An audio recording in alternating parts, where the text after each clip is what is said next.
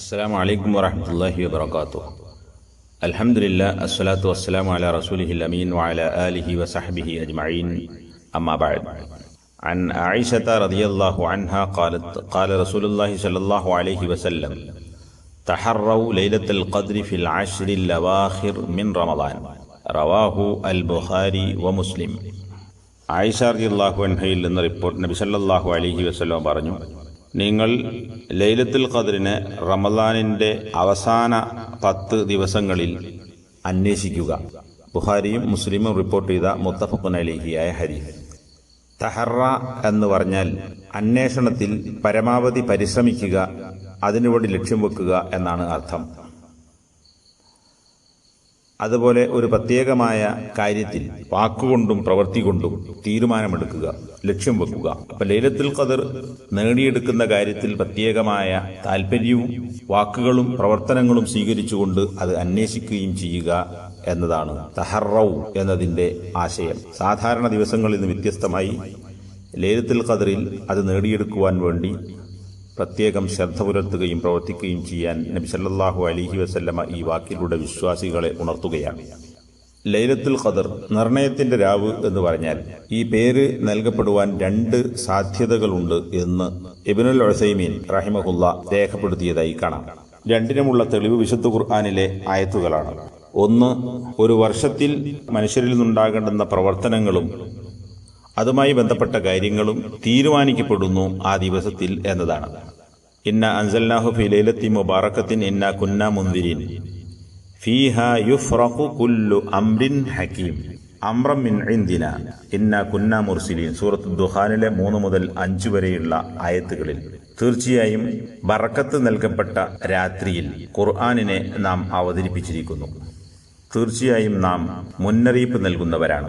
ആ ദിവസത്തിൽ എല്ലാ കാര്യങ്ങളും തീരുമാനിക്കപ്പെടുന്നു നമ്മുടെ പക്കൽ നിന്നുള്ള കൽപ്പനയായി. അപ്പോൾ അള്ളാഹുവിന്റെ പക്കൽ നിന്നുള്ള കൽപ്പനയായി എല്ലാ കാര്യങ്ങളും തീരുമാനിക്കപ്പെടുന്ന, ബറക്കത്ത് നൽകപ്പെട്ട, വിശുദ്ധ ഖുർആൻ അവതരിപ്പിക്കപ്പെട്ടിട്ടുള്ള രാത്രിയാണ് ലൈലത്തുൽ ഖദ്ർ എന്നതാണ്. ഈ ആയത്തിലുള്ള തെളിവ് ഫീഹാ യുഫ്റഖു കുല്ലു അംരിൻ ഹകീം എന്നതാണ്. എല്ലാ കാര്യങ്ങളും വേർതിരിക്കപ്പെടുക, വ്യക്തമാക്കപ്പെടുക എന്നർത്ഥം.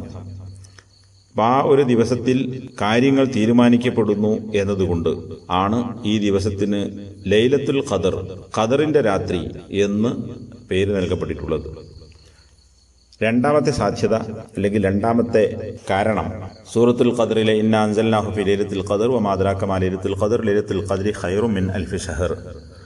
നിർണയത്തിന്റെ രാവ് അത് 1000 മാസങ്ങളെക്കാൾ ശ്രേഷ്ഠമാകുന്നു. ആ ദിവസത്തിൽ മലക്കുകളും പ്രത്യേകമായി ജിബ്രീൽ അലൈഹിസ്സലാത്തു വസ്സലാമും തങ്ങളുടെ റബ്ബിൽ നിന്നുള്ള അനുമതി പ്രകാരം എല്ലാ കാര്യങ്ങളുമായി ഇറങ്ങി വരുന്നു. അത് രക്ഷയാണ്, സമാധാനമാണ്, പ്രഭാതം ഉദിക്കുന്നത് വരെ എന്ന് പറഞ്ഞാൽ ആ രാത്രി മുഴുവൻ. ഇവിടെ 1000 മാസങ്ങളെക്കാൾ ശ്രേഷ്ഠം എന്ന ഒരു മഹത്തായ ശ്രേഷ്ഠത ഈ രാത്രിക്ക് നൽകപ്പെട്ടിട്ടുണ്ട്. ഇതുകൊണ്ടാണ് ലൈലത്തുൽ ഖദ്ർ എന്ന് പേര് നൽകപ്പെട്ടിട്ടുള്ളത്. അതായത് ചുരുക്കത്തിൽ കാര്യങ്ങൾ തീരുമാനിക്കപ്പെടുന്ന രാവാണ്, 1000 മാസങ്ങളെക്കാൾ മഹത്വമുള്ള രാത്രിയാകുന്നു. ഇതാണ് ഈ ദിവസത്തിന്റെ പ്രത്യേകതയായി ഖുർആനിൽ നിന്ന് മനസ്സിലാക്കാൻ സാധിക്കുന്നത്.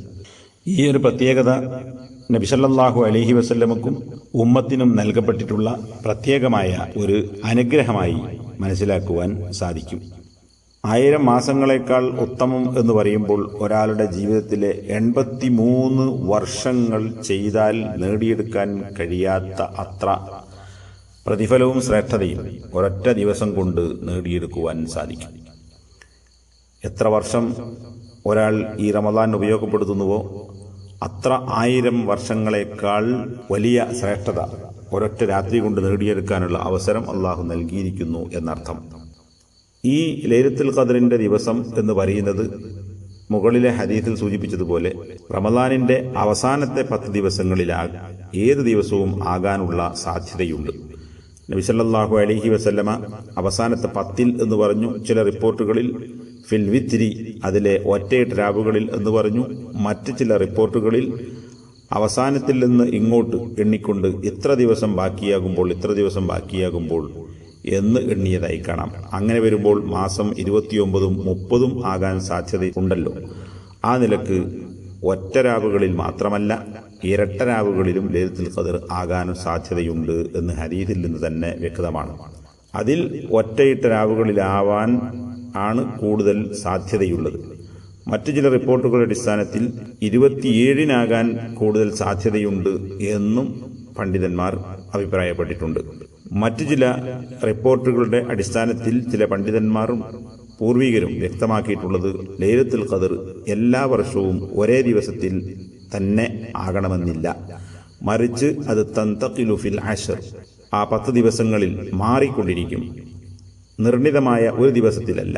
അതായത് 21, 22, 23, 20 അങ്ങനെ 30 വരെയുള്ള ദിവസങ്ങളിൽ മാറി മാറി ലൈലത്തുൽ ഖദർ വരാൻ സാധ്യതയുണ്ട്.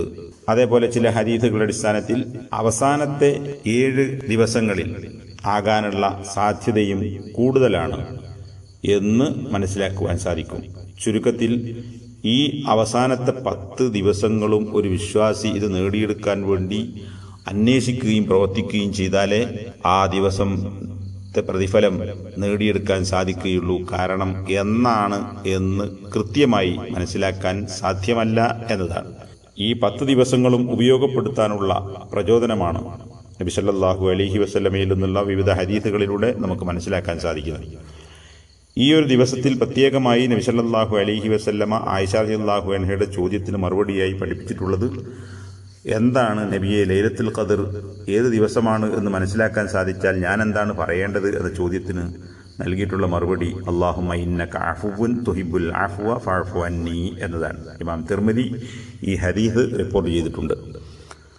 അല്ലാഹുവേ, തീർച്ചയായും നീ ധാരാളമായി മാപ്പാക്കുന്നവനാകുന്നു, നീ മാപ്പിനെ ഇഷ്ടപ്പെടുന്നവനുമാണ്.